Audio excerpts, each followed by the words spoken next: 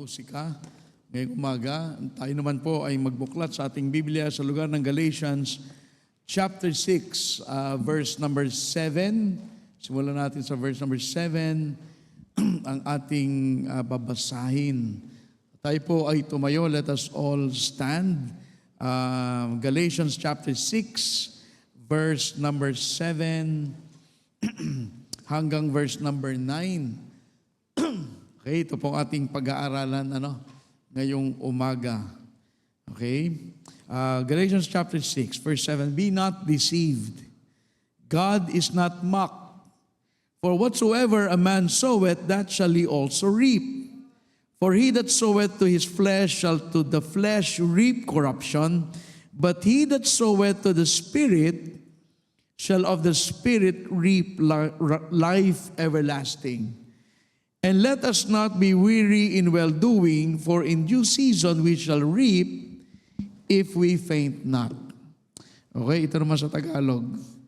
Kung gusto niyo Tagalog, atau mas masarap pakinggan.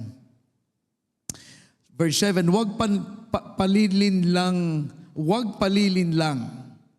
Ang Diyos ay hindi malilibak, sapagat anuman ang ihasik ng tao ay iyon din ang aanihin niya. Sapagkat siya na naghahasik sa kanyang laman ay sa laman aani ng kabulukan. Dadapwat siya na naghahasik sa Espiritu ay sa Espiritu aani ng buhay na walang hanggan. Verse 9, at huwag tayong mahapo sa paggawa ng mabuti, sapagkat sa takdang kapanahunan ay mag-aani tayo kung hindi tayo manghihina. Okay, so ating pag-aaralan, the law of the harvest.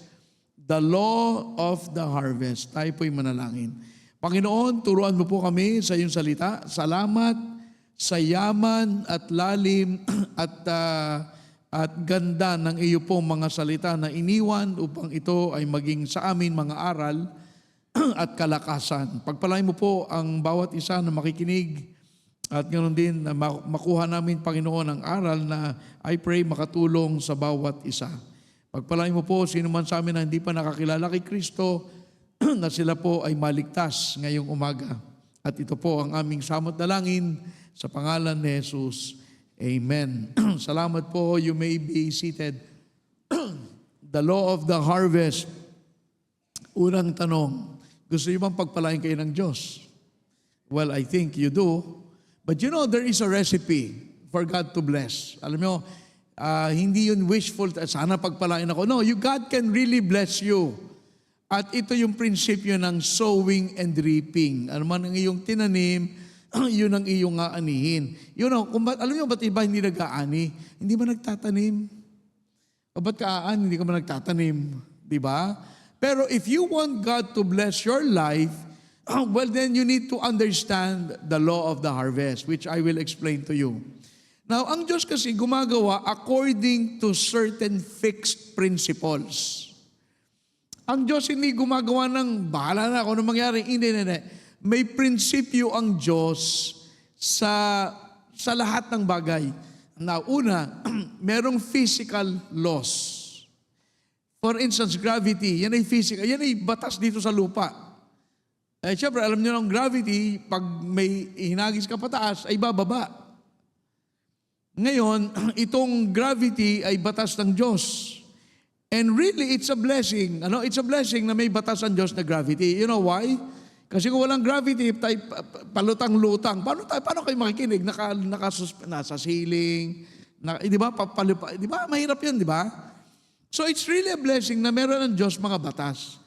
Pero itong mga batas na to, they are fixed, they are constant. You cannot break them. Hindi pwede pag tumalong ka sa building, law of gravity does not apply muna. Walang ganun. Pag ikaw ay tumalon, you don't break the law, you break your neck. Hindi mo pwedeng labanan ang batas ng Diyos. Sa spiritual na mga bagay, listen, ganun din. Mabuhay ka sa kasalanan, magtanim ka ng kasalanan, guess what? Hindi ka aani ng mabuti, that's not what the Bible says, aani ka ng masama. Magtanim ka ng mabuti, ani ka ng mabuti. Ikaw ay mabuting magulang, mabuti rin ang aanihin mo sa iyong pamilya. Di ba? So, kailangan maintindihan natin yan na una, gusto ko sabihin, dapat tayo'y nagtatanim. Kasi pag hindi ka nagtanim, wala kang aanihin. Kung tayo'y umaani, kasi may nagtanim. Katulad yung mga anak, ako, bunga ng magulang na nagtanim sa amin ng godliness, pagsimba. At least, alam mo, one thing I commend the Protestants. Kasi dati Protestant kami. They always say, go to church. I went to church. Saka pupunta ko, nakarating ako ng Baptist Church. Nakilala kong Panginoon. Pero, kung tayo'y aani, kasi meron nagtanim. Sabi mo, ay bakit umaani ako, hindi ba ako nagtanim? Kasi may nagtanim bago ka, yung magulang mo. Alam nyo kayo, nakaupo dito sa auditorium na maayos. May aircon, may magandang upuan, masarap ang pakiramdam. Meron po mga taong nagbigay niyan. Kung hindi man kayo, may nagtaong nagbigay. May nag-offering before you. Bago ka nakaupo dyan, may gumawa ng bangko. May nag-pray. Meron, di ba? Maaring hindi kayo, pero umaani tayo ng mga bagay na itinanim ng nauna sa atin. Hindi tayo uupo dyan, walang naggawa niyan, walang nagbayad, hindi. Meron nag-offering bago tayo nakaupo. Okay? So, if we reap without sowing because somebody sowed without reaping, and those are the people who went before us, wala din po kasing spontaneous generation. Lahat ng bagay, parang kagaya ng cause and effect. Walang effect na walang nag-cause. Di ba? In other words, what I'm saying, kung walang Savior, walang saved. Kung walang tagapagligtas, walang naligtas. Kung walang nagbayad ng ating kasalanan sa Calvary, wala pong aakyat sa langit. May nagtanim kasi. Di ba? So, kung walang nag-akay ng kaluluwa, walang maliligtas. Ay buti sa church natin, tayo ay every Saturday we go out. So una, let me say, it's important to learn to plant the right seeds. Because if you do not plant the seed, you don't have the right to expect a harvest. So law number 1, you reap what you sow. Okay, ito'y biblical. Verse 7, be not deceived, huwag kang palinlang, God is not mocked, for whatsoever a man soweth, that shall he also reap. In other words, hindi natin maloloko ang Diyos. Pag anuman ang iyong itinanim, yun din ang aanihin mo. Hindi, in other words, punta mo tayo creation. Punta mo tayo Genesis 1. Tingnan niyo po sa Genesis, patunayan sa Genesis 1, 1:11. Genesis 1:11. Pakinggan niyo po ito, sabi, and God said, let the earth bring forth grass, the herb yielding seed, and the fruit tree yielding fruit after his kind. At yung mga puno na yan ay after his kind. Kung anong klase sila, yun din ang naging bunga. Whose seed is in itself upon the earth, and it was so. And the earth brought forth grass and herb yielding seed after his kind, and the tree yielding fruit whose seed was in itself after his kind. And God saw that it was good. Ang ibig sabihin, merong after its kind. In other words, kapag nagtanim ka ng mangga, you do not get mansanas. Nakalock in likeness eh. Kung anong tinanim mo, guess what? Yun ang tutubo. You do not plant corn and expect wheat to grow. Sa Bible, pag nagtanim, ano man yung puno na yan, sabi, whose seed is in it? Sabi, after his kind. So kung ano man ang iyong itatanim niya ng iyong anin, spiritually, what I say spiritual, magsimba ka na magsimba, anong aanihin mo? Spiritual stability. Alam mo, may mga Kristiyano, konting problema lang, bagsak. Hindi nababasa ng Bible, hindi nagsisimba, hindi nagpe-pray. At pagdating pagdating ng bagyo sa buhay, magigiba. Hindi ka nagtanim ng mga bagay na tama. Parati kang absent sa church. Pagdating ng problema at kailangan mo ang Diyos, saan ka tatawag? Hindi mo alam. Because you're not stable. Tama mo, magtanim ka ng pagpapatawad, anong aanihin mo? Di ba? Minsan di tayo papatawad. Magpatawad ka, ano aanihin mo? Emotional freedom. Wala kang okay ka, maganda pakiramdam mo. Pag may kagalit ka, ako makita ko na naman sa church yung kagalit ka. Di ba, medyo mabigat sa kalooban. Alam mo, depende kung anong itinatanim. Pero ito, ang aanihin mo ay yung iyong tinatanim. Kayo mga kabataan, mag-aral kayo mabuti. Kasi alam ba't kayo nag-aaral? Kasi iniisip nyo, aani ako ng diploma. Aani ako ng toga. Aani ako ng tagumpay. Kasi otherwise, ba't ka nagtatanim? Kung ayaw mo naman maging doktor, ba't ka nasa medical school? Diba? So therefore, what you sow is what you reap. You reap what you sow. Therefore, pag nagtanim ka ng pagkakaisa, you don't get disunity. Pag nagtanim ka ng kabanalan, you don't get sin. Pag nagtanim ka ng pag-ibig, you don't get envy. Because that's not the way the law works. You cannot cancel the law. You cannot violate. You can violate the law to your peril. Pero ang batas ng Diyos ay God cannot be mocked. Be not deceived. Huwag kang magpaninlang. Yang tinatanim mo ngayon sa buhay mo, kung ano man yan ang aanihin mo sa kinabukasan. Okay? Magtanim ka ng katamaran. Ano nga aanihin mo? Wala kang trabaho. Nagugutom ka. Kaya alam niyo sa Bible, ang sabi sa Bible, kung hindi ka magtatrabaho, huwag kang kakain. Hindi ina-advocate ng Panginoon ang katamaran. Kailangan tayo nagsisikap. So, be not deceived. Huwag kang palinlang. Ibig sabihin, hindi porke Lunes hanggang Sabado namumuhay ka sa kasalanan tapos sisimba ka ng Linggo, iniisip mo, bigla kang banal. That's not the way it works. It doesn't cancel all the 6 days you've been planting wrong things in your life. Parang yung idea, in one day, which is Sunday, you break the law of the harvest. You don't break the law of the harvest. It stands. Kahit ayaw mo. Kung ano ang iyong tinanim, yun ang aanihin mo. You cannot break it. You cannot break it in the sense na hindi mo pwedeng palitan yung okay, masama ang tinanim mo, bubunga ka ng maganda. Hindi, you cannot change it.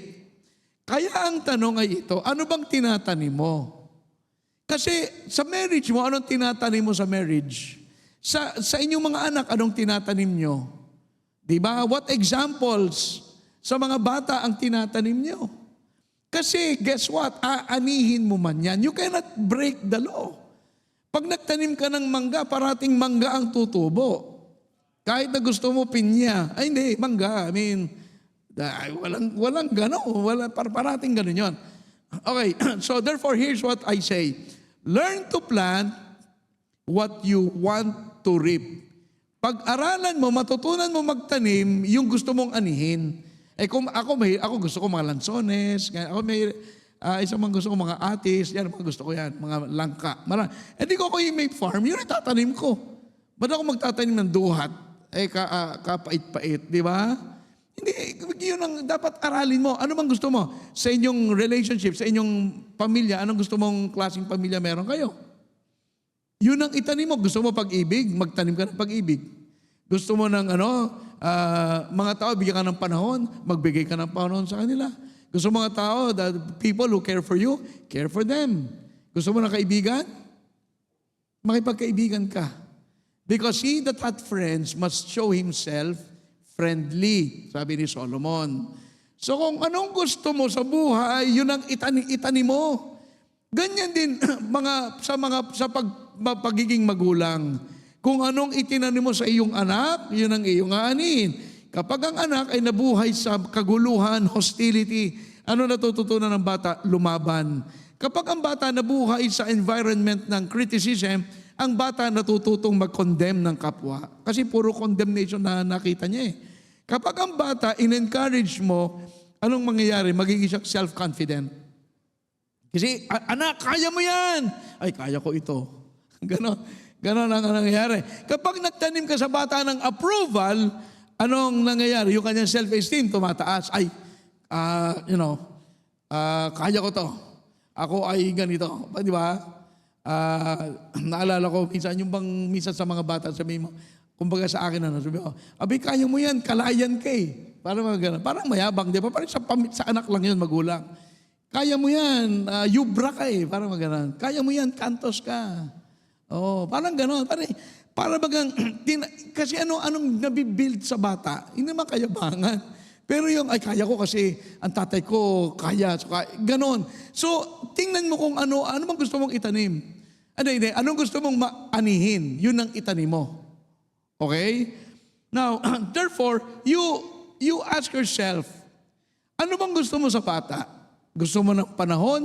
Bigyan mo ng panahon. Anong gusto mo sa anak mo? Gusto mo maging ka-close ang anak mo? Makipag-close ka sa iyong anak.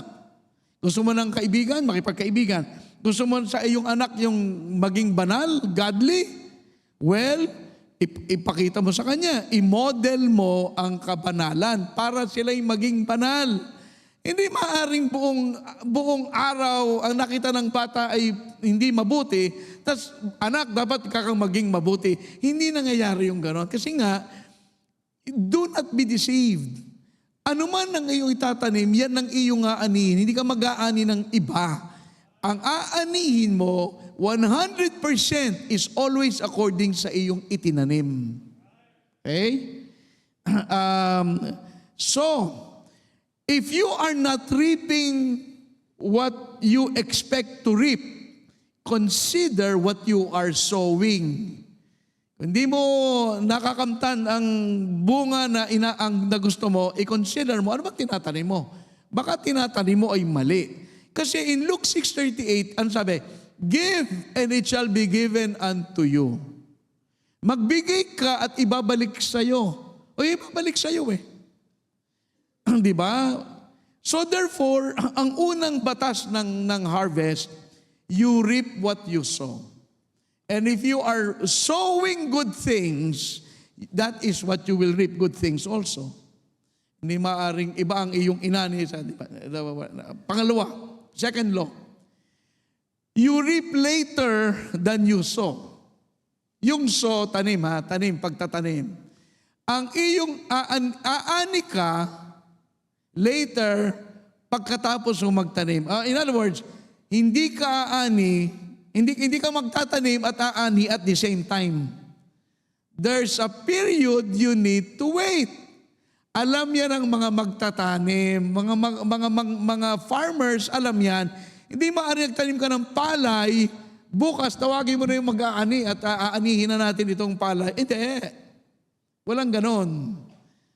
So, look at verse 9, Galatians 6:9.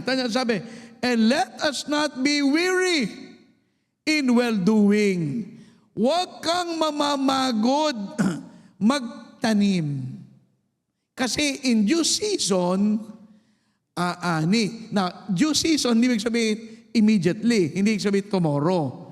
There's a due season in every crop. Pag-aaralan mo din, di ba? Kailan ang pagpalay, ilang buwan yan, di ba? Hindi ko alam, hindi ba farmer. Kapag yan ay mais, ilang araw. Kapag yan ay lansones, di ba? Pag mga lansones, matagal yan, parang magpapaintay ko man 5 taon. Tapos sa kabubunga, di ba may due season? O, tama ang Bible eh. Huwag kang mamagod kasi sa takdang panahon. At yung takdang panahon, may matagal, may mabili. Hindi mo alam eh. Sapagkat may mga seeds, madali bumunga. May mga seeds na matagal. Parehang soul winning. Pag kayo nag-aakay ng kaluluwa, may nakakilala sa Panginoon kaagad. Merong napakatagal. Ay talaga lahat na lang tinuro mo lahat ng Bible. Pasin mo na nga ng Bible ay hindi pa maintindihan. Para bagang, ano ba ito? Ito ba hindi nakakaunawa ito. Ganun talaga eh. People are blind. People are blind. So in other words, here's the thing. You cannot rush the season.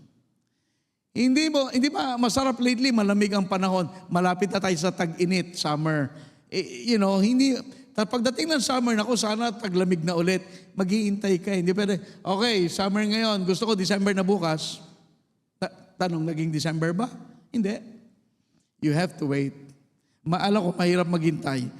Pero, garantisado ang harvest, but the timing ay sa Panginoon. God will give us a guaranteed harvest, but the timing is God's. And the problem is, in the process of waiting, we get weary. Ayoko na, ang tagal naman, ayoko na. Huwag kang susuko. Talagang ganon.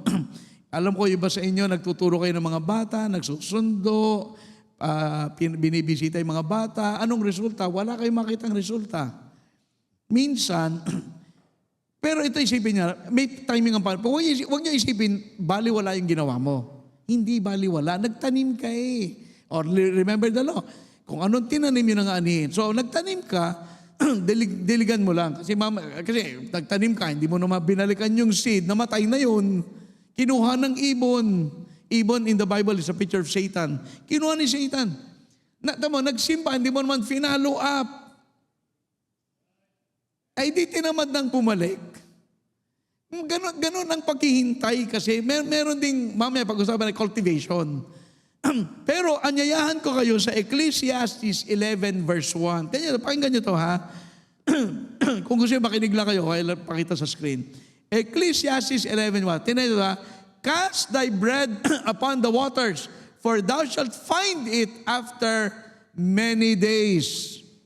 Yang sinasabi ni Solomon, cast, is making an investment. Pag ikaw ay nag-invest ng negosyo, matagal bago bumalik. Pwede ka malugi, di ba? Pero ang tinutukoy ni Solomon dyan ay pag-i-invest. O patunayan ko, 1 Kings 10:22 hanggang 23. Tignan nyo to. 1 Kings 10:22. Tingnan mo ginagawa ni Solomon. Sabi niya, for the king had at sea a navy of Tarshish with the navy of Hiram. Once in 3 years came the navy of Tarshish, bringing gold and silver, ivory and apes and peacocks. So the king Solomon exceeded all the kings of the earth for riches and for wisdom. Now, kailan bumalik yung ship nung lumayag? At kasi si Solomon nag-i-invest, export, import. Panahon ni Solomon, nag-i-export na siya at nag-i-import din.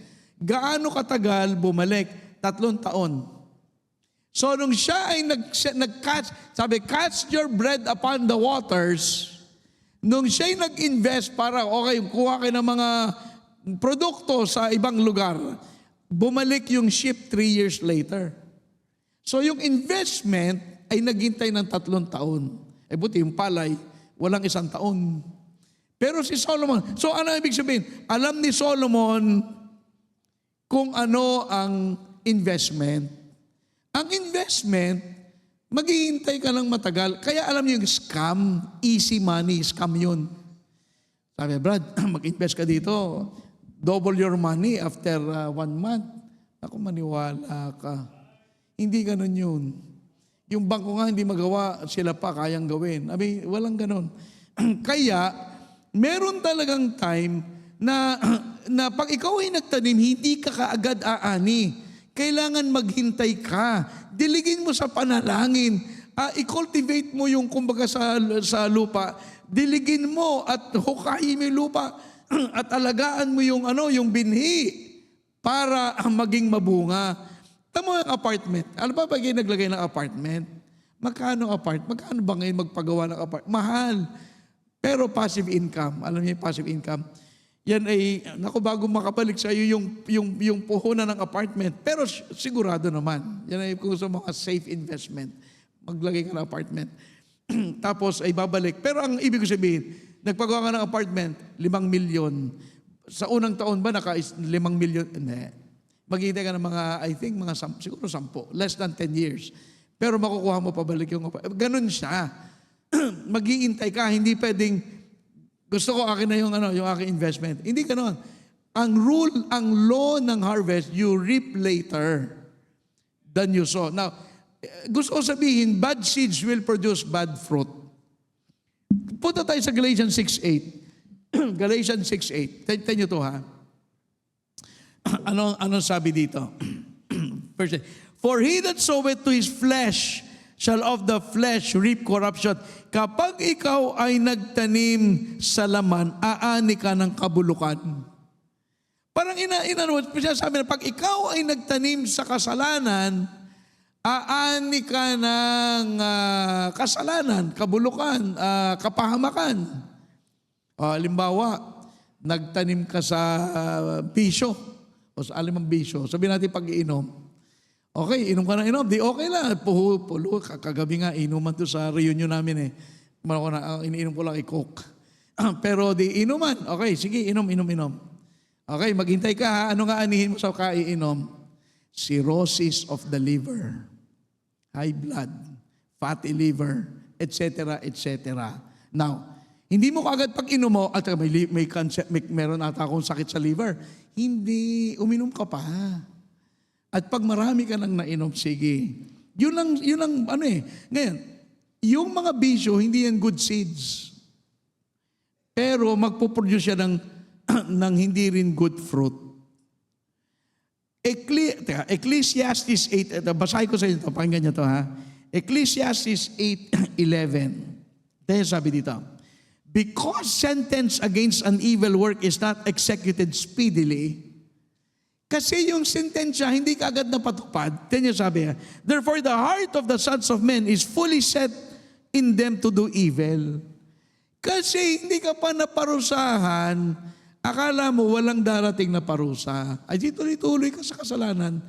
Ay sige, magtanim ka kasi buhay mo yan. Kung sirain mo ilan na ba ang namatay kaagad na sa alak? Ang dami, marami na yung tiyo ko. Marami na akong alam na namatay sa bisyo. And people still do not learn. They do not learn. Ay wala, gusto mo mamatay ng maaga. Ay meron ka pang 5 taon sa mga apo mo. Ay ayaw mo, bahala ka. Yan ang again, you cannot cancel the law. Just because gusto mong magbisyo at gumawa ng hindi mabuti, hindi ibig sabihin, ikaw exempted, kami lahat hindi. Hindi. Hindi ganun yun. Okay, ano sabi sa verse 8? Kapag ikaw ay nagtanim sa Espiritu, aani ka ng buhay na walang hanggan. In other words, mabuhay ka ng may kabanalan. Okay, ito, sabihin ko sa inyo, you can be ridiculed, you can be talked about by other people, but wait, in heaven you will never regret na ikaw ay nabuhay ng matuwid sa Diyos. Kaya lang maghihintay ka dito, parang talo-talo ka. Kaya nagpakita mo mag-mission ka nga kung yayaman ka, magpastor ka. Ay, may mayamang pastor, yung mga hindi mo maintindihan mga Pero, alam mo manalingkod ka sa Diyos. Yung mga worker ng church, yayaman ba yan? Hindi. Sa langit, oo naman. Pero dito, kaya pag hindi ka naghintay, isipin mo, ay, lugi ako. Yung mga nando sa secular, kumikita ako dito sa Christian school, hindi ako kumikita. Hindi kumikita ka rin, hindi mo lang nakita. At saka later on. Okay, now, James 5:7, ito ang comfort nyo. James 5:7.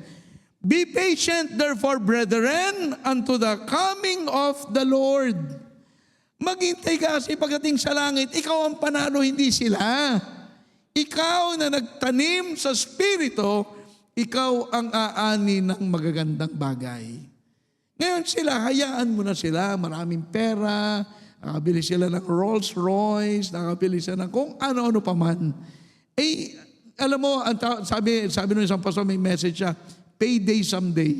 Someday, pagbabayaran mo yan. O hindi nga ba? Pinagbabayaran ng iba ngayon. Si Samson, nagtanim ng kasalanan.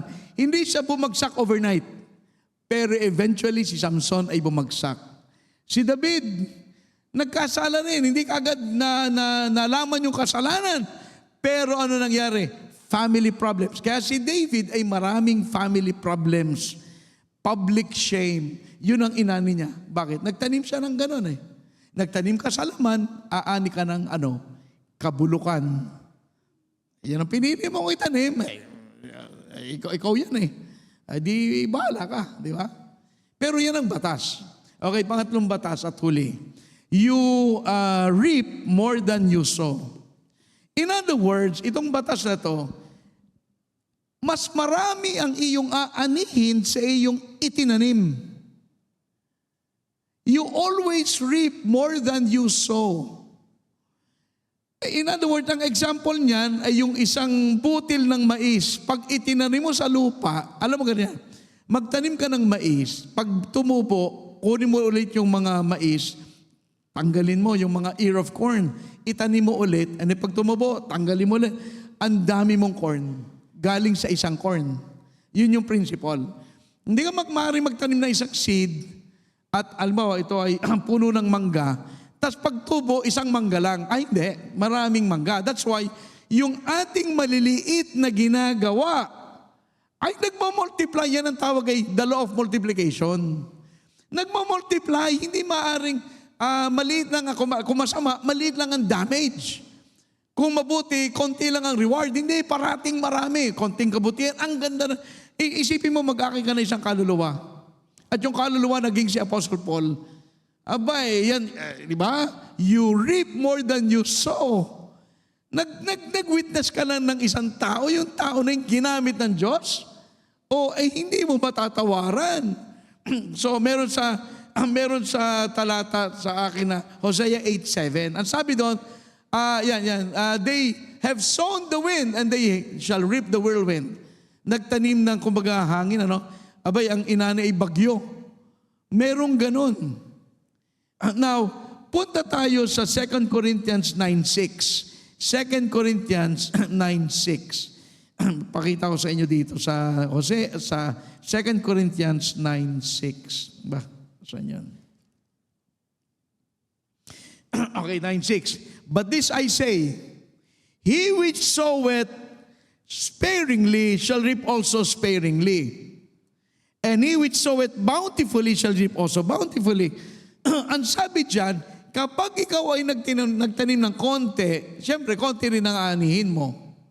Pag ikaw ay nagtanim ng marami, marami din ang aanihin mo. Basically, the more you plant, the more you reap. Now, look at verse 7. Every man, according as he purposeth in his heart, so let him give, not grudgingly, or of necessity, for God loveth a cheerful giver. Okay na, anong tinutukoy dyan? Investing. Ang farmer, pag nagtatanim, alam niya siya ay nag-i-invest. Hindi, teka, lulutuin ko na lang isang katerbang corn, iluluto ko na lang, kakainin ko. Hindi na, ilalagay niya sa lupa. Sabi nung asawa, ba't ilalagay mo sa lupa? Ay, pwede na nating lutuin yan. Hindi kasi, hindi naman pag iyong nilagay sa lupa, tinapon mo yung seed. You are making an investment. So, ang farmer, nakikita niya ang pagtatanim as an investment. Hindi na sayang yung seed. Now, sa gawain ng Panginoon, ganun din. Tanong, do you want to be rich? Anong sagot? So, you give. You want to be poor? Withhold. Kasi may prinsipyo eh. Gusto mo, every man, ayon sa kanyang puso, so let him give. For God loveth a cheerful giver, and God is able to make all grace abound. Yun yung harvest. Kasi nasa sa iyo yan. Gusto mong gamitin ka ng Diyos? Pwede. Gusto mo, pag-akit mo sa langit, wala ka reward? Pwede rin. Gusto mo, ikaw ay maging tapat sa, nasa iyo yan eh. Gusto mong mabasa ang Bible 1 year, this year. Nasa iyo yan. Depende. Kaya nga, you will reap more than you sow. Kaya ito, sabihin ko, tayo sa ginagawa natin sa ministry, kahit pa konti-konti, hayaan mo lang. Kasi yung konting tinanim, marami ang ating aanihin. Minsan ba iniisip ko, baka isipin nyo, kung wala bang naligtas, nag-invite ka, walang naligtas, sayang ba yung invitation? Hindi. Kasi nagtatanim ka sa puso ng mga tao ng salita ng Diyos. Para ding tayo yan. Dati hindi ko rin ito naiintindihan. So iniisip ko yung mga tao sa simbahan, parating na simbahan, sayang ang oras, nag-aaksaya ng oras. Dati yun, kasi hindi ko naintindihan. Ngayon, naintindihan ko na-realize ko, ganun pala yun, may batas yan eh. At gusto natin umani ng marami. Now, okay, pag-usapan natin cultivation. If you want a better harvest, you need to cultivate what you plant. Kasi hindi maaaring tinapon mo yung nagtanim ka, pinabayaan mo na. Hindi dapat mo, di ba? At kaya sabi, be not weary in well-doing. Kasi baka nagtanim ka, ay nakapagod, tulog na ako. Alam mo, when you start a garden, kung ano man, pechay o kaya talong, okra, kaya, kapag hindi mo kinultivate, anong mangyayari? Yan ay lalamunin ng ng mga weeds o kaya mga ligaw na damo. Tatalunin ang iyong tinanim. Ay di, wala. And that's why kailangan natin gawin. We need to cultivate the seed. Ano ibig sabihin? Gusto mo ng pag-ibig? Love. And hindi lang yun. Keep loving, keep praying, keep giving, keep visiting, keep serving, keep attending. Yan ay parang kinocultivate mo yung plant. Alam nyo, pag kayo'y nagbasa ng Bible sa umaga, ewan ko lang sa inyo nagbabasa ng Bible sa tuwing umaga, pagkagising, nagbabasa ng Bible. Akala nyo wala lang yon? You are planting a seed in your heart. If you believe the Bible, yun eh. Ay, wala naman. Kahit di ako magbasa ng Bible, wala naman nangyari sa akin. Akala mo lang yon kasi hindi mo naintindihan yung batas. Hindi ka nagtanim ng Word of God. Guess what? You are weaker for it as a Christian. Akala mo, pagdating mo sa ang galing mo sa problema, konting bagay lang, galit ka na eh. Hindi ka nag-devotion eh. Kumbaga, kulang ang spiritual energy mo eh. Akala lang natin kasi nakatingin tayo sa physical. Kita mo ba yung puso mo? Kung paano nadiligan ng salita ng Diyos, medyo tumaba at lumakas. Hindi naman natin nakikita yun eh. Akala lang natin, ako'y nagmamadali. Wala akong panahon dyan. Ako'y lalakad na. Sige, lumakad ka. Bahala ka. Buhay mo yan. Pero, ganun yun. Kaya nga, anong sabi? Ano sabi ni Paul? 1 Corinthians 3:6, I planted, Apollos watered, God giveth the increase. Keep planting, keep watering, at hayaan natin, Panginoon, sa kanyang takdang panahon, magbigay ng harvest o magbigay ng ani sa atin. Okay? So yan ang dapat nating malaman. So pag kayo nag-aakay ng kaluluwa, keep praying, keep visiting, keep watering. Sa marriage, you must cultivate. Cultivate mo marriage.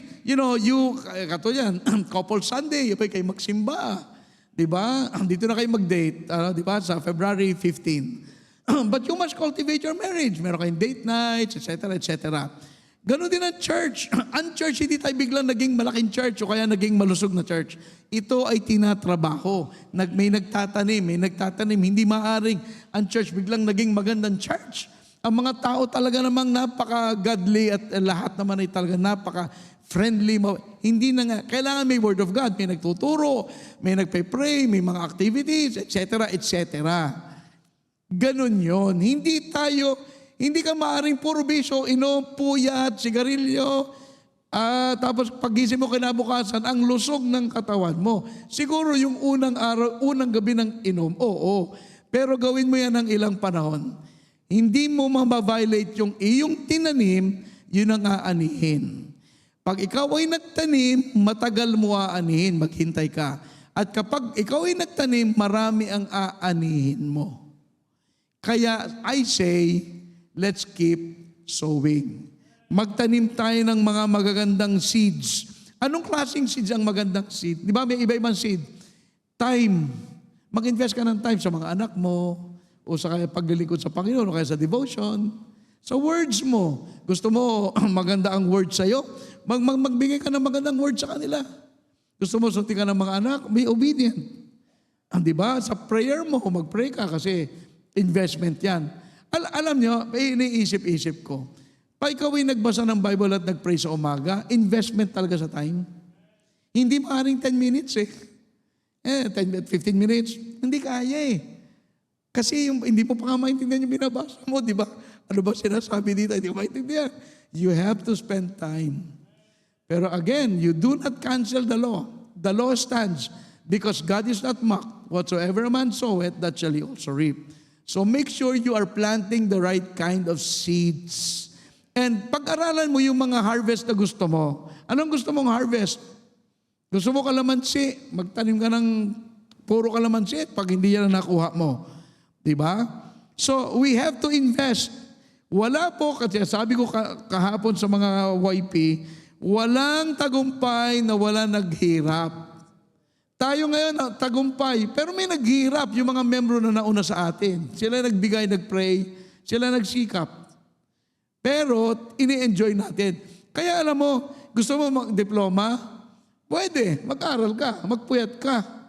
Diba? Ganun yun eh. Walang success na walang sacrifice. Kaya tayo, dapat matutunan natin itong prinsipyo na to.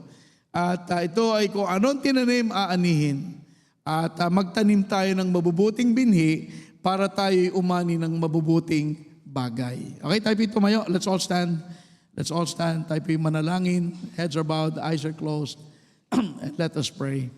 Father in heaven, we thank you for giving us, for teaching us about the law of the harvest.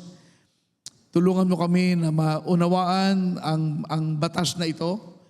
Tulungan mo kami na magkaroon ng tamang mga pananim, nagtatanim hindi ng mga bagay na mga ayon sa laman, na nag-aani ng mga kabulukan, kundi nagtatanim sa Espiritu na nag-aani ng buhay na walang hanggan. Pagpalain mo po ang bawat isa, anuman po ang pangailangan, ikaw po ang tumugon. At kung anuman, Panginoon, sino man ang wala pa kay Kristo, tulungan mo na makilala nila si Jesus na yung anak. Siya ay ibinigay ang buhay sa krus ng Kalbaryo upang ang kasalanan na aming dapat pagbayaran, hindi na namin kami mapahamak sapagkat pinagbayaran na ni Kristo nung siya ay nabayubay sa krus ng Kalbaryo. Pagpalain mo po ang aming paanyaya na ito ngayong umaga at ito po ang aming samot dalangin sa pangalan ni Jesus. Habang lahat ay nakatungo nakapikit, ngayong pong umaga, if you'd like to come and pray, kung meron kang pangailangan, ba't di mo ibigay sa panalangin? Ano? Marami po tayong gustong anihin sa ating buhay, sa ating pamilya.